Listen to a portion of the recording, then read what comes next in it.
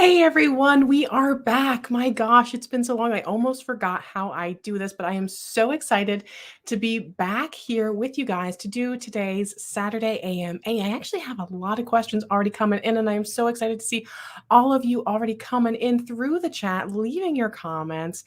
If you're new here, hi, I'm Victoria. I'm a medical coder, auditor, educator, and content creator. And on my channel, I provide tips, tricks, and tutorials to help you be successful in your medical coding career. And I usually do live streams. They've been absent for a while, but we are here. We are back. And it is ready now to start the live stream.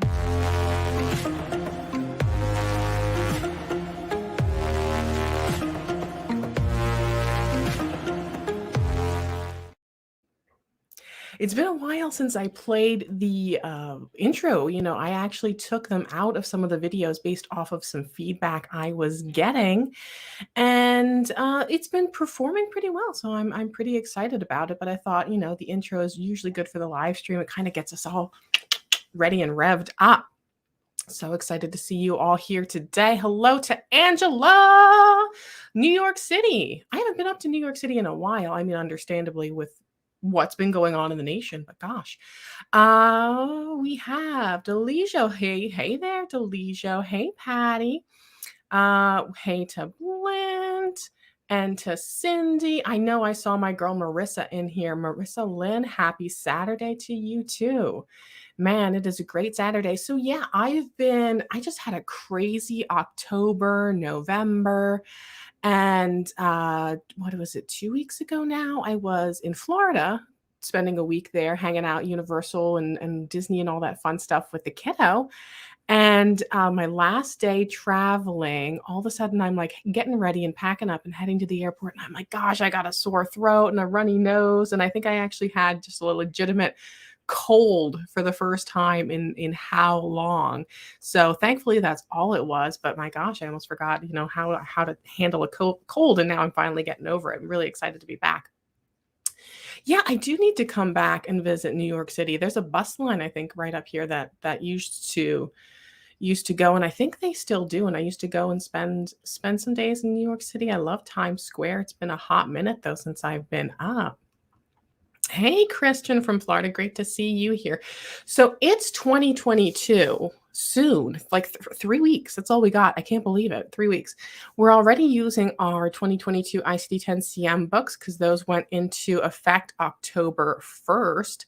And CPT is coming up soon. I actually just got my CPT changes book, which I don't know how I feel about this book. Like, I've gotten them in the past. I used to have a vendor that would ship us an extra one with my big organizational order. They'd say, hey, you ordered, so many CPT books. We're just going to send you this as a bonus. And you know what? I feel like there's a lot of duplicated information here. Like, I feel like this should be like a pamphlet and not this huge book. But I'm making my way through so I can get information on all of those CPT updates that are coming through. So one of the first things I want to address, because this is the time of year I get this question a lot, and I'm sure some of you have it on your mind as well too, is, exams and what books to use. So AAPC and AHEMA have different thought processes.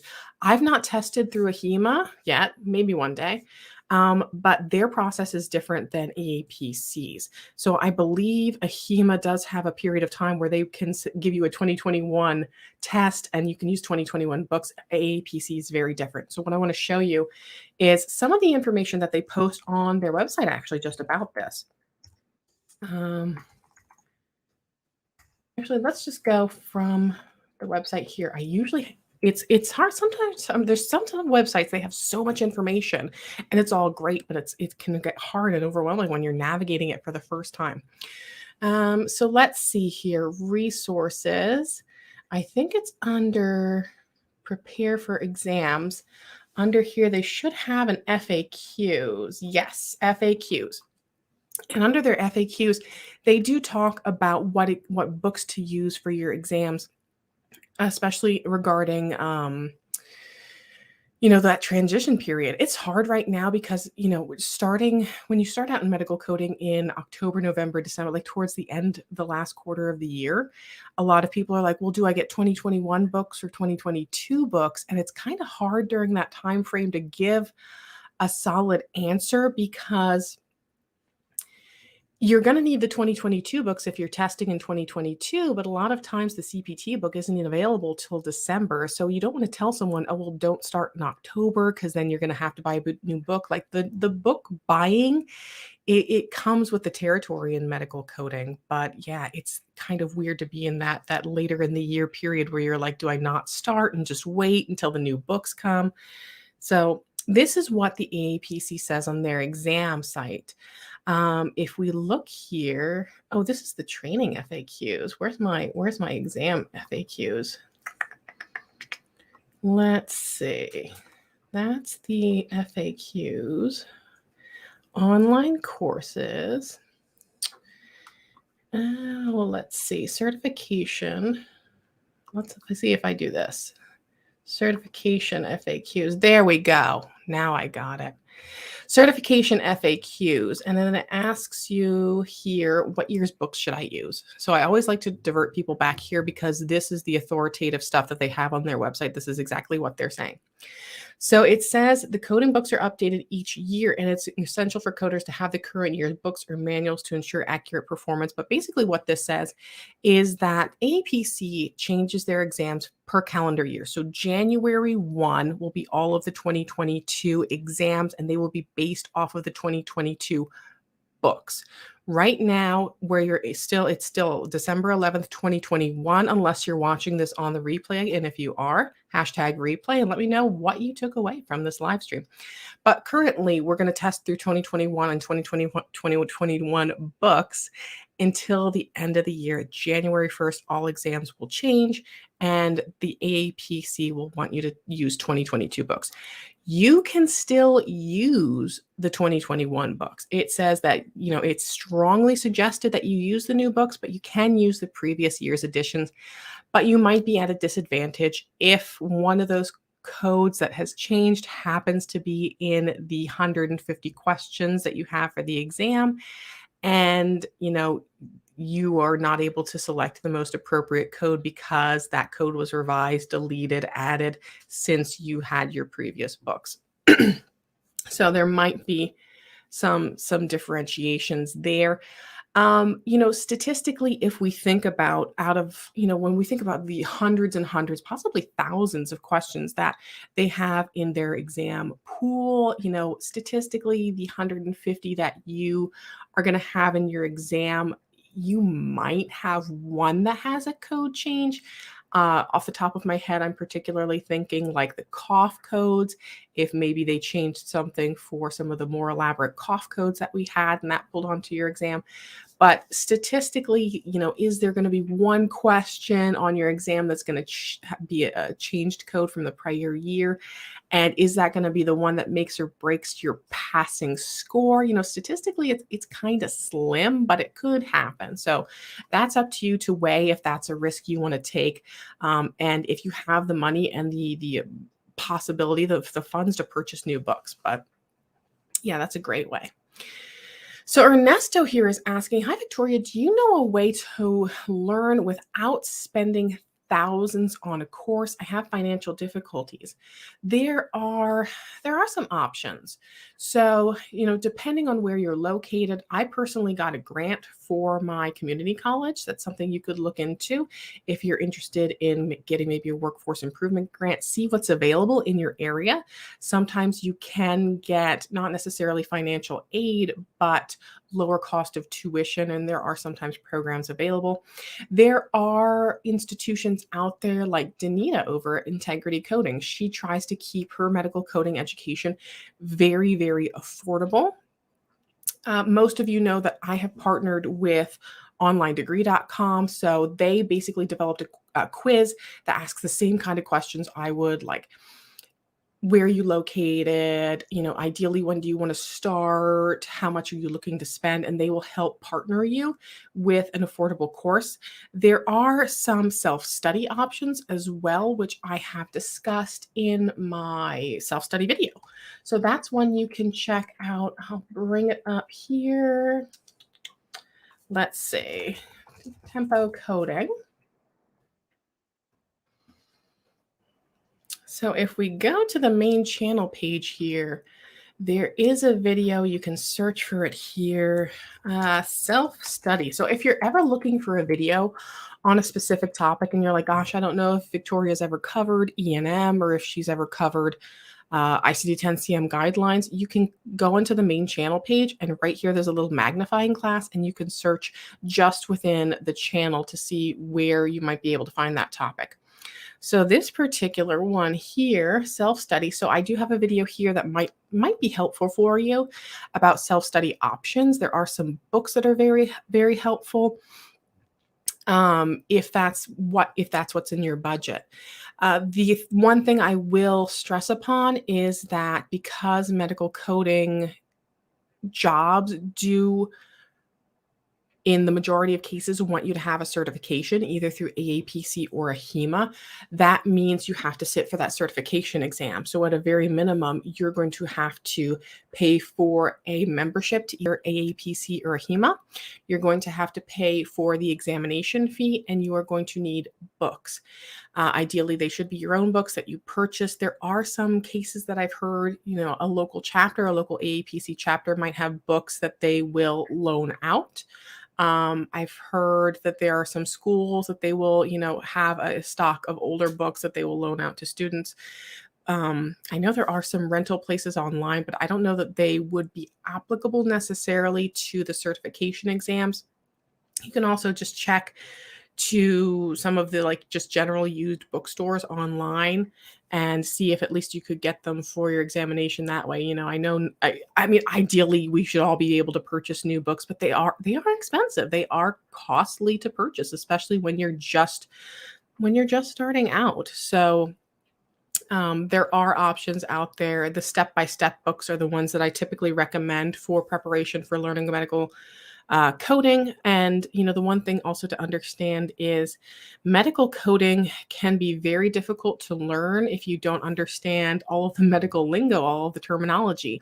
And I do talk about some resources there as well. There's lots of actually great YouTube videos about learning medical terminology, anatomy, physiology, and even on some of the more affordable websites like Skillshare, things like medical terminology or things that are more budget friendly to find resources for, or even books.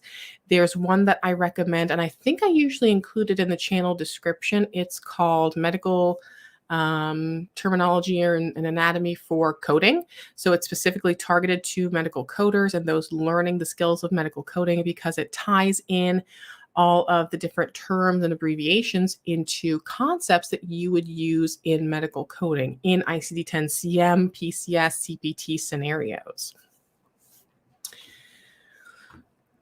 So this is a great question, Syed. Can I use previous year's practice exams to prepare for this year? Actually, I did that myself years ago. It's funny. I have some of the old step-by-step workbooks from years ago when I used to teach. We're talking like a decade ago. And they're still in ICD-9, but I purchased the workbooks, I think it was just this year. And when I opened them up and compared them to the ones that I taught on in ICD-9 a decade ago, the questions were exactly the same. They just changed what code it was from I-9 to I-10. So a lot of these study guides, programs, practice exams, they're only going to change that little bit of information that has changed from year to year. So chances are good that if you purchase, say, a 150 question practice exam, there might be 3 or 4 questions that have changed from last year to this current year. So understand that, there might be some changes there, but the majority of it is usually the same. Same thing with the coding curriculums. They don't rewrite the entire online program every year. They just tweak for those couple of changes.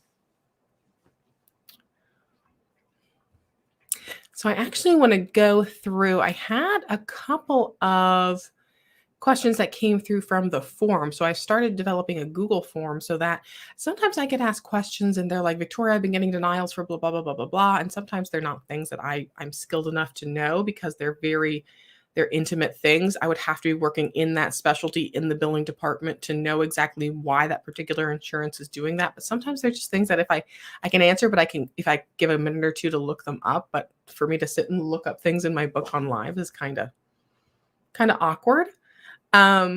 But yeah, so there's a Google form now that if you have questions that you think they might take a minute or two for me to kind of formulate and answer, that's a great place to put them. So one of the questions I got was, which exam do you think is more difficult, the CPC or the CCS? I've personally not taken the CCS. That's the wrong camera. So I would think that the CCS is more difficult, but again, I'm not someone who's taken that. Look at that light is shining right in there. Move that back a little. There we go. I've not taken the CCS exam. I understand, though, that unlike the CPC, which is all multiple choice, that there are some cases that you actually just have to just straight code for the CCS. So from that stance, I would kind of think that the CCS would be more difficult than the CPC. I've heard both cases. Different people have different thoughts on it. Some people say that they think the CPC exam is the hardest that they've ever taken. I've heard people who are in specialties or have been in other career paths that I personally am like, wow, that sounds super, super intense and difficult, and will still say, oh yeah, the CPC exam was the hardest exam they've taken.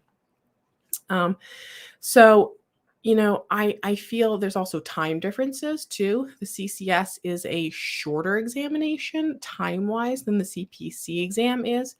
So, the CPC exam as it stands currently is a little bit of a test of endurance too, because it's 5 hours and 40 minutes long. Online, they break it up into 2 chunks. So, it's a little bit less online if you're taking the CPC exam online.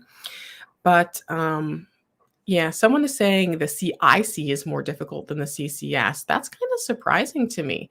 I would think the CCS would be a little bit more difficult, but yeah, I've still not dived into PCS coding. I've gotten my PCS book and still am just I only touched very superficial surface level things with it. Good luck to you, Dinah. So Dinah says, I take my CCS and HEMA exam on the 16th, so in 5 days from today. Been working through the study guides and the textbooks. That's awesome. So yeah, I think you're definitely on the right path. That's one of the best ways you can prepare for the exam is to go through your materials again and go through, if you have like case studies or extra practice questions or applications at the end of the chapter, go through those. I know a lot of them they have at the back of the book, the rationale for them. If you have practice guides or study guides that have practice questions, go through that rationale. So go through those practice exams and look at that rationale. That was something that was really helpful for me for all of the certification exams I've taken. When I went through the practice content and then looked at that rationale and went, oh, that's why I made that mistake. And you can go, okay, well, it says here it's based off of this particular ICD-10-CM guideline, and then track that back. But yeah, the CCS, a lot of great content coming in here through the comments. It does cover both inpatient and outpatient coding. So if you're not familiar with inpatient coding, it probably would not be a good option for you. Yeah. So that, yeah, there's no PCS coding, no DRG stuff in the CPC.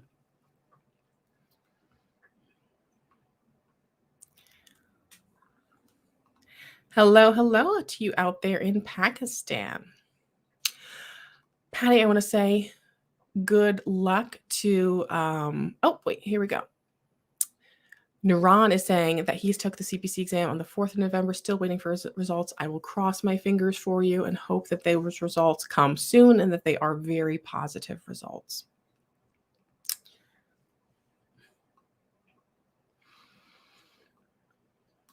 Yeah, I'm seeing some things in the chat too about note taking, and that's another concept to kind of think about when you're thinking about your books, your 2021 versus 2022 books. So if you're testing in 2022, and you're like, gosh, should I use my 2021 books or get new 2022 books? Are you someone who's written a lot of notes in your book? And how much time are you going to have to utilize to transfer all of those notes into a new book? Is your time better invested in transferring all your notes, or is your time better invested in just studying and understanding the code changes and maybe writing those code changes into your old book? If you're someone who follows some of those really intense note-taking techniques, which are phenomenal, like BAT and Chun, they are very helpful, but they can be very time-consuming. So, if you're weighing that, that's another thing to consider. Like, do you want to have the time investment to write all of those notes again in your 2022 book? Christy, good luck to you, December 20th. That would be a great Christmas present if you pass your exam and you get those results. So hopefully they will get that to you quickly. That would be a great way to finish up the year, right? With a new certification, those new credentials, those initials right behind your name. Haley, I'm glad to see you in here, Haley. Hello, hello. Do you recommend bringing all your CPC manuals to a job interview, also a chapter meeting that is also having a hiring event?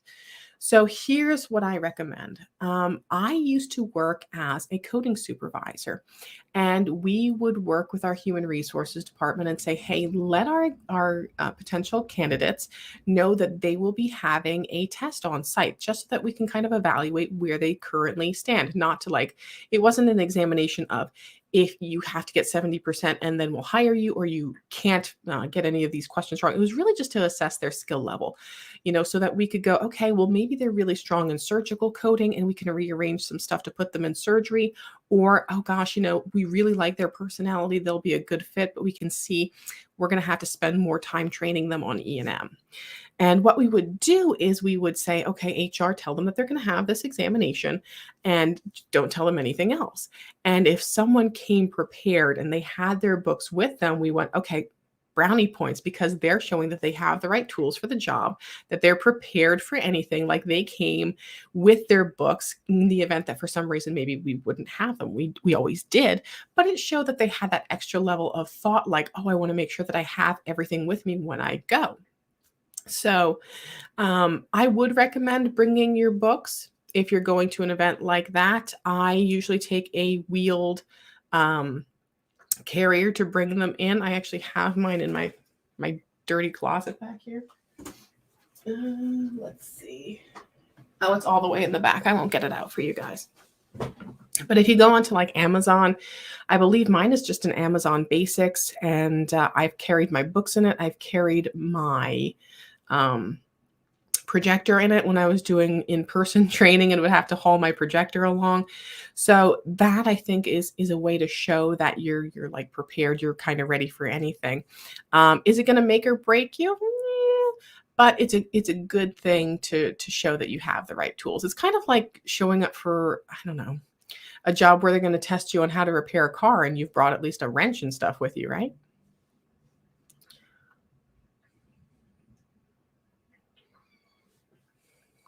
So yeah, Karen, you're starting with Practicode. I would say you can still use your 2021 books. Ideally, it would be better to use 2022. If you don't have that in your budget right now, then you can still use your 2021. If you're thinking that you might get hired in the next couple of months, your new employer will probably provide you either with books or an encoder type of tool that you can utilize to do some of the similar functions that you would with your books. You could also look into Find a Code. So I recently signed up with Find a Code, findacode.com.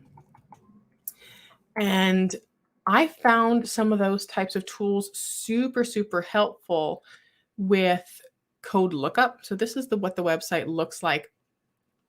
And unlike some of the other tools I've used in the past, it's like so super simplistic because you can just, it's just a search box right there. And then all of the other tools that you need once you're signed in and have them, you can click on from there. But it's just such a nice, easy search engine kind of like tool. Friendly, easy to use, makes things so much faster, more accurate, gives you a lot more in depth information. So that would be a good option if you're looking to maybe use your 2021 books and then supplement it with a subscription service that will constantly be updating, constantly giving you new information. Have things like the lay descriptions. So if you're looking at a surgery and it's one that you're not super familiar with, you can look at that lay description, which tells you in very simplistic terms, step by step, what the provider is doing. And you can match that up to your operative report and go, oh, yeah, this is what the provider is describing in the operative report. This is the right code. And if you use my coupon code Contempo10, you can take 10% off Find a Code. So that is an option that you can use too, that if you, instead of wanting to buy a whole new book, could get one of those subscription services to kind of help you navigate through some of those new codes.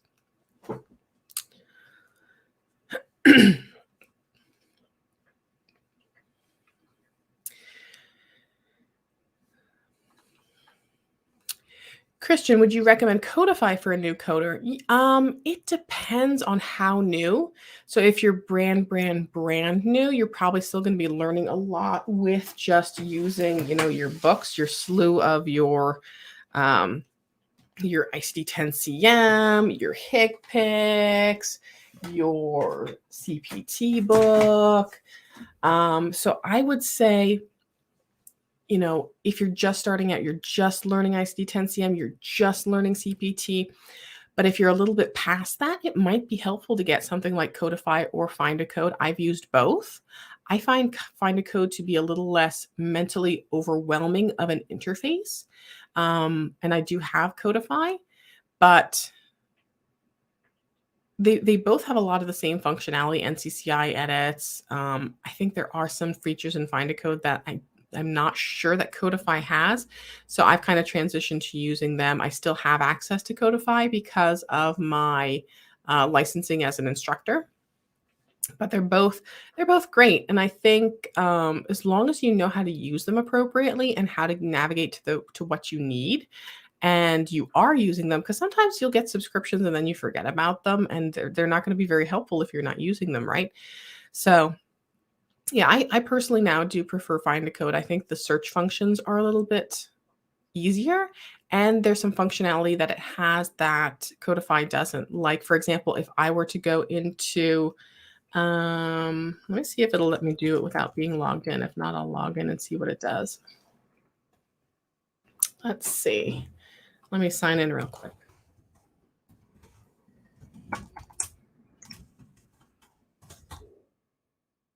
No, that's not it.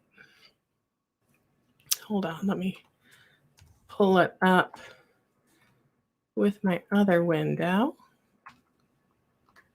There we go.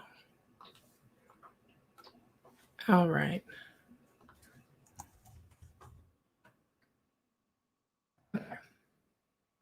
So for example, if I go into Find a Code and I type in diabetes and hit enter, it'll help me navigate to a more specific code. And I don't think that Codify has that function, at least not currently. So I can go into, okay, due to underlying condition, nephropathy, and it'll help me navigate to a more specific code, which is a feature that I really, really like about Find a Code. Any advice on how to tackle AAPC's Practicode? Oh my gosh. Yeah, I would handle it in chunks. I think it can be very overwhelming to transition from certification mindset to now doing all of those cases and figuring out first off how to function through Practicode. I would say, yeah, definitely set it up in chunks. Set to do maybe a goal of, okay, I'm going to do 3 cases a day for 3 days this week. Definitely, I think that something that would be helpful is having those lay descriptions. I've always found that very helpful when I'm starting out, especially with procedures I'm not familiar with. So there's a couple of ways you can get those lay descriptions, either through Codify, find a code, and encoder program like that. They also have a desk reference available. I believe there's different publishers of desk references where they will give you in a book format all of the different descriptions of the procedures in simplified terms. And some of them, even with the books, as well as some of the encoders, will give you information on some of the commonly billed diagnoses with certain procedure codes. So they'll say, oh, a lot of times with this CPT code, these are the ICD-10-CM codes that are commonly billed with it. Not saying this is what you need to bill to get paid, or this is definitely what's in your scenario, but these are the ones that we more likely see.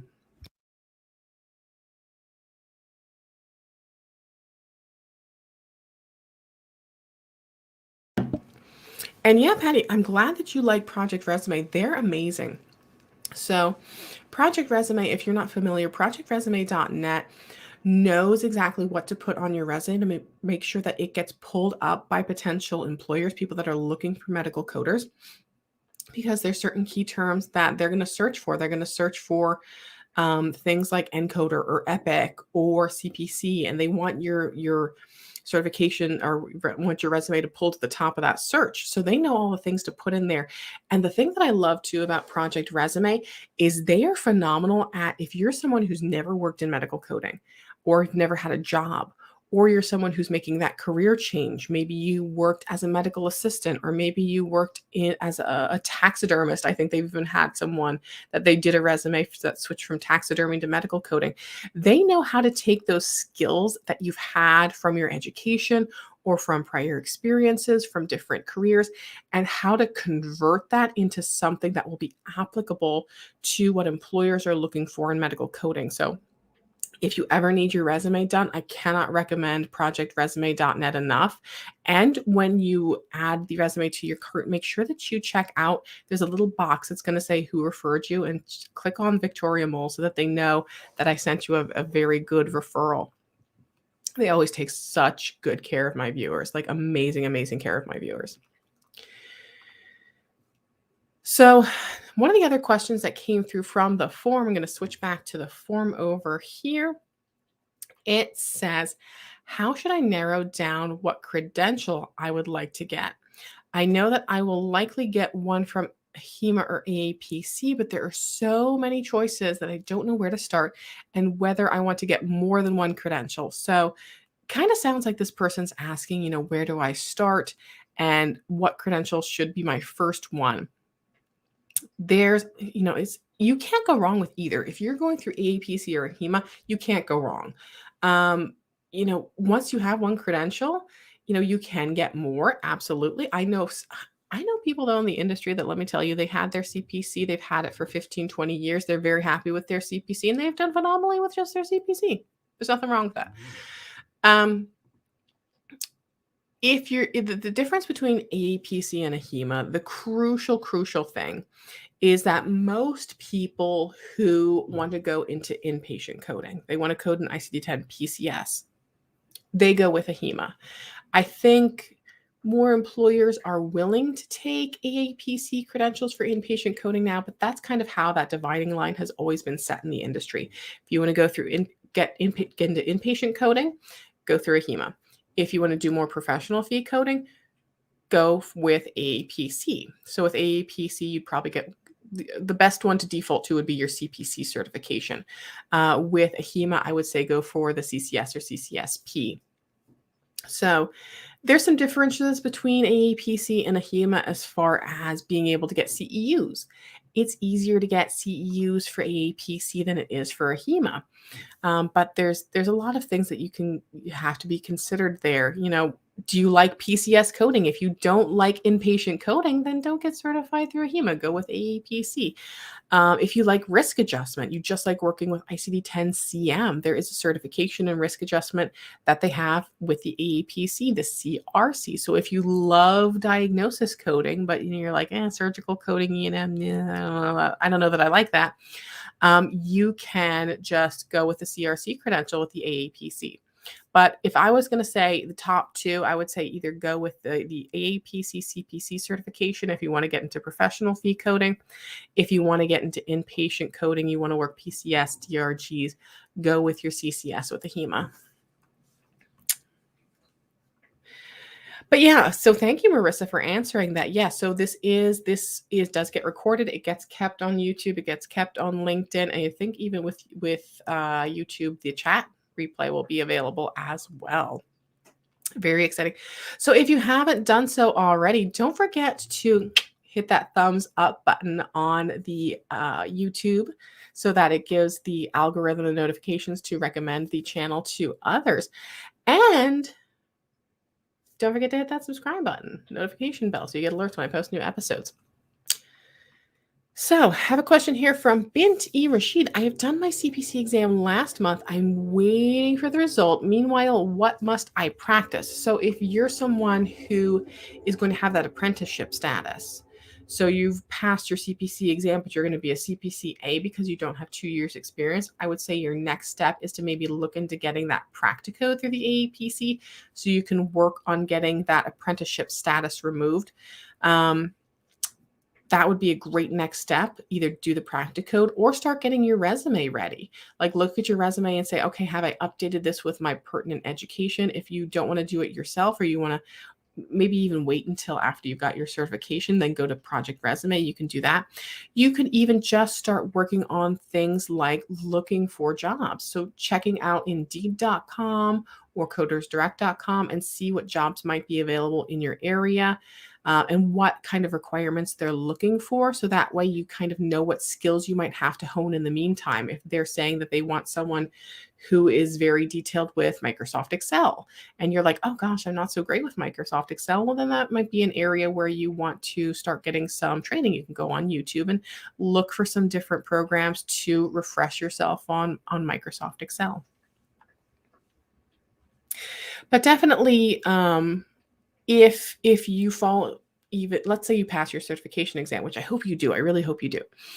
If you pass your certification exam and your next step is, okay, I'm going to look for a job, I would also recommend keeping up on some of just your general coding information with things like Healthcare Business Monthly. So if you are certified through the AAPC, you will get a subscription to Healthcare Business Monthly. Your default setting, though, will to be just get the digital version.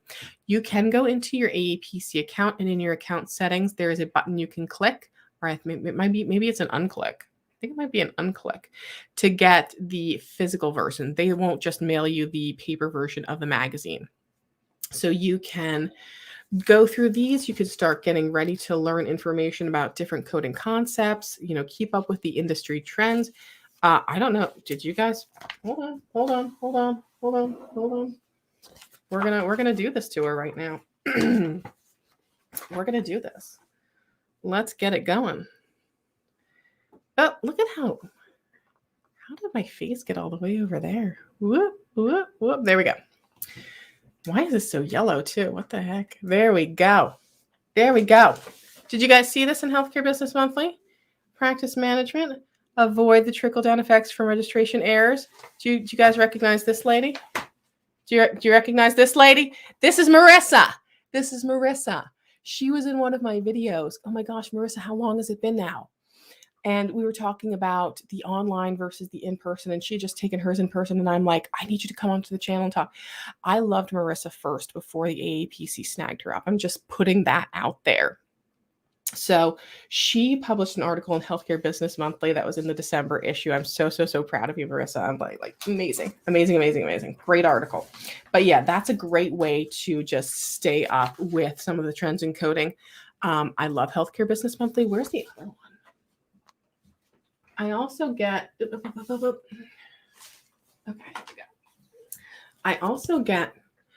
Billing Coding Advantage. This is a great one too.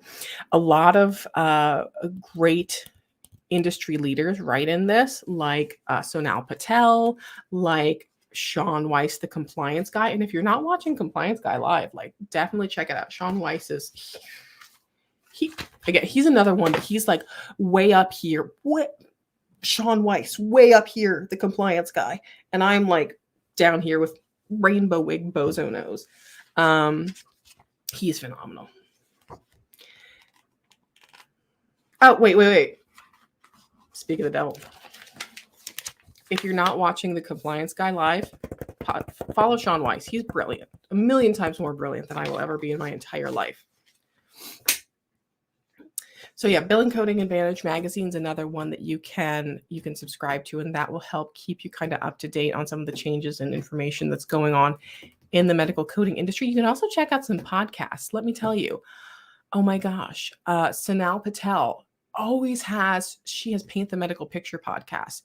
If you ever want to know about what's going on with all like the regulatory compliance stuff, she keeps up to date on all of that. And who else?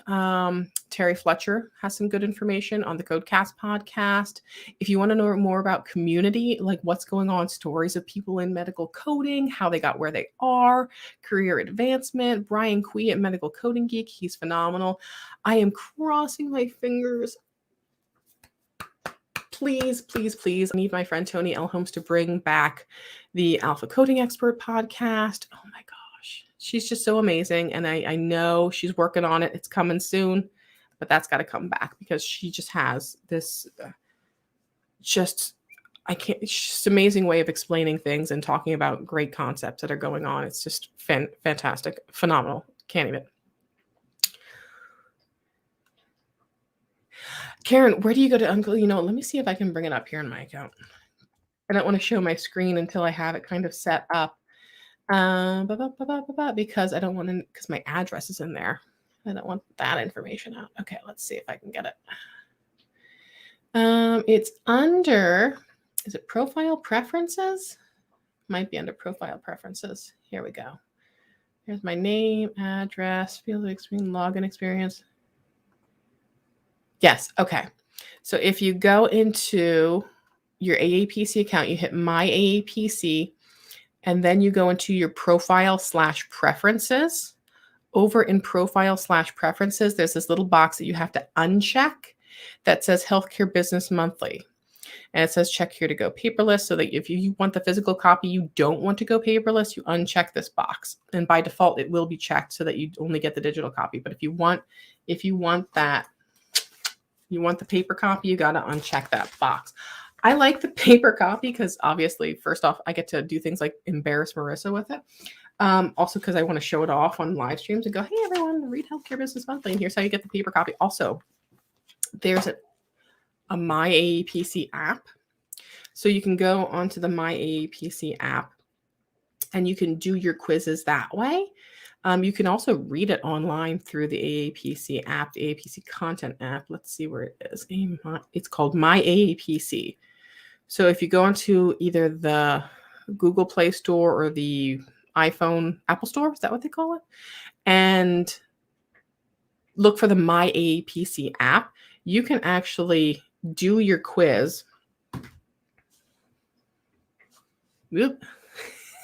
Thank you for your subscription. You can actually do your quiz right there. So you can do your test yourself and earn your CEUs super, super easily on your phone. And you can like sit here. And if they have a question about something, like you can flip through your paper version and then answer the quiz at the same time. So I find that personally kind of helpful. And then the app has all kinds of cool stuff in it too. Like you can track your CEUs, you can see your chapter events. It talks about webinars that are coming up. They just finished their Elevate conference, the AAPC, which is their leadership conference. Oh gosh, my renewal is coming up. Okay. So yeah, it's great.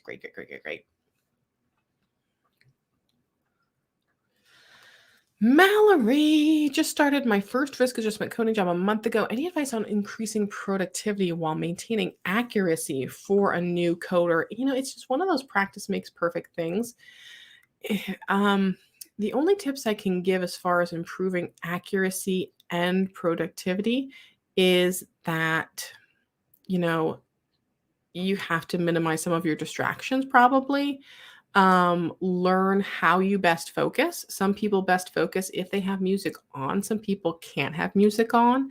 I learned pretty early on that there are some tasks I can do and I can listen to podcasts at the same time. And then other tasks, I can't even listen to any kind of anything going on because I find it too distraction. So find out what your balance is. You can try different things and track your like productivity. Say, okay, I'm going to try using this tactic and see if I can get through X amount of cases or charts in an hour, and then see if that's effective. And if it's effective, then you can still utilize that tactic. If not, try something else. I am someone who does a lot of trial and error. I have a tendency to develop a process that will work very well for me. And then after a few months, I get tired of that practice and I want to try and find a new type of process that will work for me in a different way. But, accuracy as well too, work with focus a lot on ICD-10-CM coding, read your guidelines through, start recognizing some things that you see more commonly and make notes of them in your book or in your encoder product.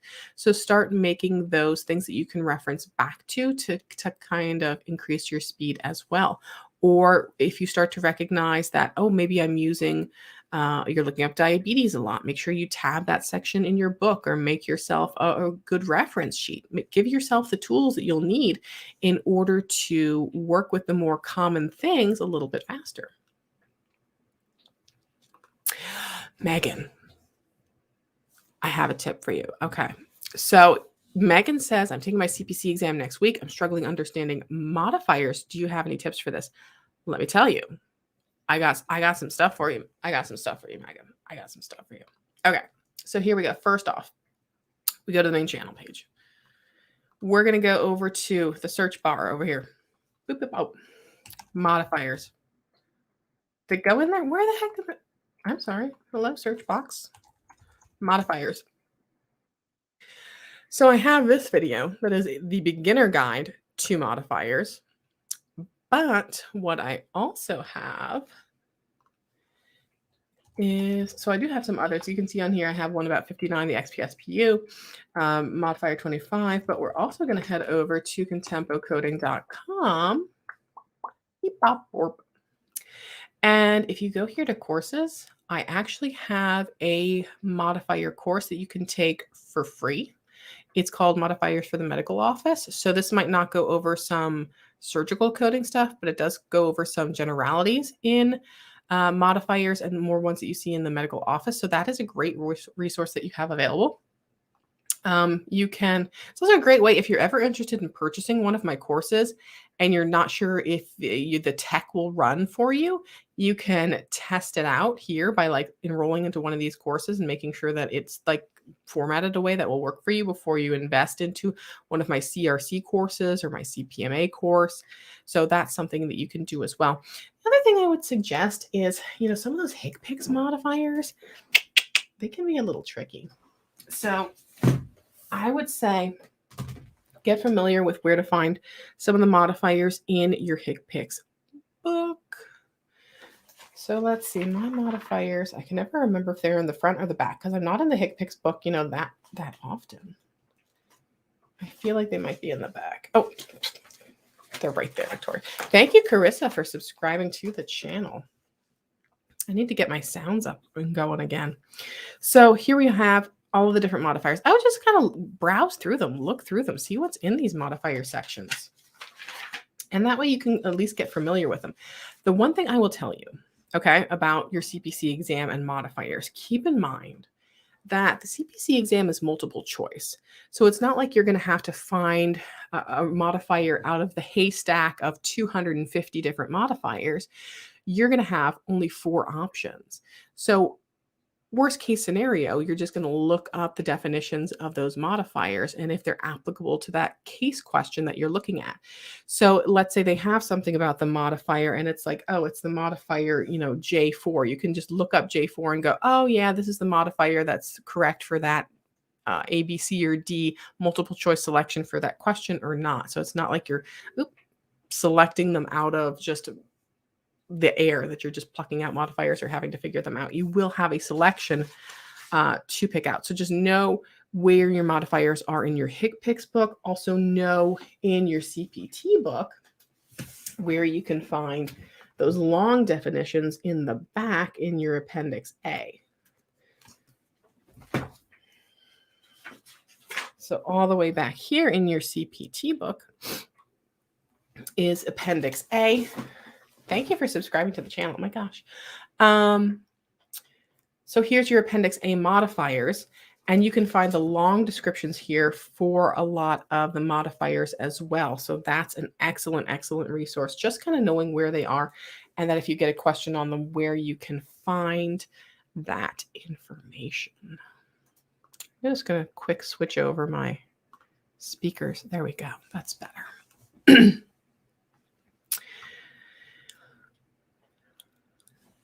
One question here, when joining the AAPC, would you recommend joining as an individual or a student? So with student membership is something you only get for, I think, once. Like even if like, let's say you want to go for your CPC and then a year later you want to go for your CRC, CPMA, whatever, you can't be a student again. You only get to use that student membership once. So if you're someone who's just studying, you're not certified yet, you can apply for that student membership, but just keep in mind you only get that once. So once you're a student, you only get that for 1 year. You can't renew as a student again the next year. And you can't go from individual and go, oh, well, I'm going to get a new certification. I'm going to go back to being a student. But definitely check what it says on the website. I haven't looked at the student membership requirements in a while. Actually, we can do that. Let's go ahead. AAPC student. Because to the best of my knowledge, there isn't a requirement as far as, oh, you have to be enrolled in a certain school or anything like that. So let's see, membership. Let's see what it says when I pull it up. It says APC membership, individual student login here. Thank you, Stephanie, for becoming a channel member. Congratulations and welcome to the Contempo Code community. So student membership is cheaper, but again, that's just that. I think that's just for when you are just starting out. You're just learning medical coding and going to become certified. By the way, while we're on the topic, channel membership. If you ever want to support the channel, there's lots of different ways that you can do that. In the video description on YouTube, there is links to, if you just want to PayPal donate, you can donate during the live streams. You can do a super chat. You can also subscribe to channel membership. So when you're a channel member, you get a custom badge to show that you're a channel member. You get emojis and you get community only posts. Gold and platinum members get access to have their names added to the end credits of my videos. Platinum members get behind the scenes footage and outtakes. So if you want to support the channel, you can join channel membership. It is a monthly subscription that gets processed through YouTube. There's usually a little join button that shows up on your desktop or on your phone application as well. The other way you can support the channel is I do have channel merchandise available. So if you go to contempocoding.com or check the merch shelf, there are some medical coding t-shirts, there's some coffee mugs, bags that are themed, and you can purchase them. And or if you're just, you can support our channel by supporting our partners as well. So if you want to get your resume done, go to projectresume.net and tell them that you were sent as an affiliate. You can sign up for Find a Code and use my coupon code Contempo10. You can, if you're starting out your medical coding journey, I have partnered with onlinedegree.com and they help all of my viewers find the right school for them, that they can go fully online, they can get it done within their budget, and they help pair you up.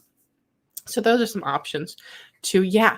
There are some pretty hysterical, people like, what's the one that everyone likes so much? The caffeine one, I think. Let's see here. Merch. Yeah, there's the coffee, the overdose on caffeine one, I think. Not documented, not done. The turkey tea was so popular for Thanksgiving. Oh my gosh, it was amazing. And I had a lot of people love that turkey tea. I was so happy to see all the people posting their Thanksgiving pictures with the turkey tea.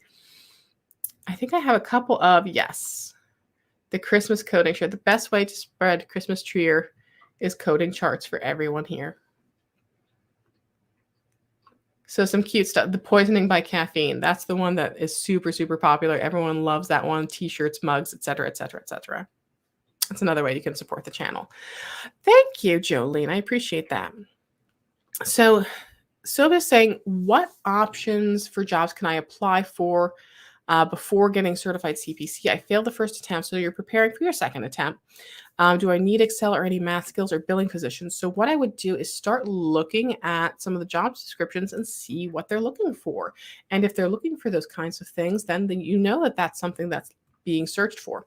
There are jobs out there that do hire coders before they're certified. Of course, you can get into things like billing.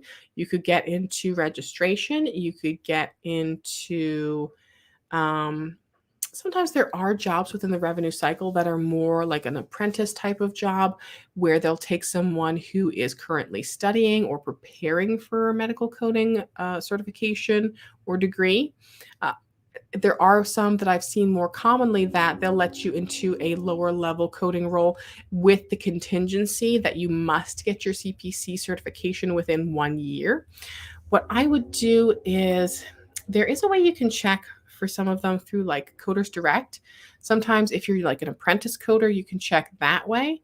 But I would maybe check through some of the job listings here, see what kind of things they're looking for. So go through and see, okay, here's a job for a medical biller. What does it say that they're looking for? What kind of requirements do they have? Does it say that they want Excel? Does it say that they're looking for someone who is um, trained in certain software? So if we look at this one, they do have, it says here, a minimum of 3 years experience, medical billing and coding, 1 year hospital billing. I don't like this one because it says experience, but it doesn't say required, or it doesn't say required or preferred. So there's a key thing that can come into with some of these job descriptions is sometimes they'll have preferred skills and sometimes they'll be required. So a required skill, like if they say that you're required to have 2 years of coding experience, that's a little bit more of a hard sell. They want you to have 2 years of experience. They're less likely to consider you if you don't have 2 years of experience. And then there's preferred qualifications, meaning we will still take you if you don't have this, but we would prefer if you did. Deborah, thank you so much. I appreciate that. I really do appreciate you coming in and taking the time to say Merry Christmas to me, and Merry Christmas to you too. I hope you're all going to have a great December, great holiday season. Start the year off super, super, super strong. So yeah, you can also check out Indeed.com. Check out, I usually say one of the tools that I always tell people is if you're on Indeed.com, instead of searching like medical coding or medical coder or medical coding specialist or certified coder, what I usually search for is I go in here and I type in like ICD-10 CM, and then that'll bring up all of the jobs that are looking for someone who has skills in knowledge in ICD-10 CM, not necessarily just medical coding jobs, but anyone that's looking for that particular skill set. A lot of them are going to be coding jobs, but you will pull up some additional other stuff that might not necessarily be coding related. Yeah, healthcare fraud data analyst 3. So they're not necessarily coder positions. So if you were searching for a title like coder or coding, these wouldn't come up. But if you search for terms like the skill sets, like ICD-10 CM or like CPT, you'll pull up more jobs that have just those skills that they're looking for.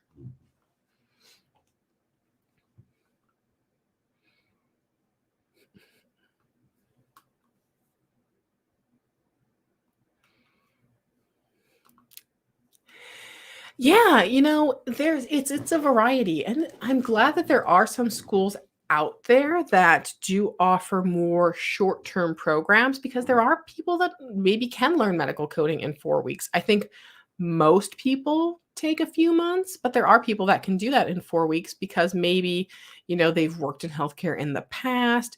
Maybe, they're a medical assistant that's transitioning to medical coding and they've kind of worked with it in the past. They already know med term, some pharmacology, they already know some path.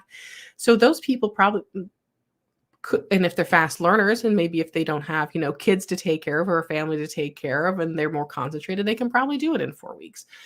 Most people who have a lot of responsibilities and are coming in with not as many base skills like med term, most of us, it's going to take a longer time. So I'm glad that those are offerings. I think sometimes it is a little unfortunate how they target people who maybe that type of program would not be great for. But, I think a lot of us take several months to learn medical coding, but, if you're fortunate enough to be someone who can learn it in 4 weeks, I've seen some in 2 days, and again, it depends on where you're coming from. I knew one person. I've not been a big fan of the learn medical coding in 3 days type boot camps, but I had someone I used to supervise who was an LPN. So she, as an LPN, was coming in much different place than someone who had no healthcare experience. So she liked the boot camp because it just concentrated on, really compacting everything in. And then she sat for the exam the 4th day, and that's how she did it. So for some people, that works out phenomenally. But a lot of people, it might not. A lot of us want to go through a formal training through a technical school, through a college, through an independent instructor to prepare. It really, really depends on what you need. Oh my gosh, is it 3 o'clock already, you guys? It's 3 o'clock. I can't believe we've been at this for an hour. So I just want to say thank you guys so much. I am so, so glad to see you all back here. I will be back next week. I will be back next week. Tomorrow, next week, next Saturday, I have a presentation actually for the Hawaii AAPC chapter. So I'll be doing that in the morning, popping in then here for the AMA chat again next week, next Saturday. So I will see you guys then. Be on the lookout because I'm going to try and post the thumbnails and everything a little bit earlier so that everyone knows ahead of time that I am going to be going live. If you haven't already, don't forget to subscribe, hit the notification bell. You could also follow me on Instagram and TikTok. I've been picking up my TikTok content lately. So I will see you guys next week. I hope you have a great weekend and you close out your 2021 strong. Until next time, just keep on coding on.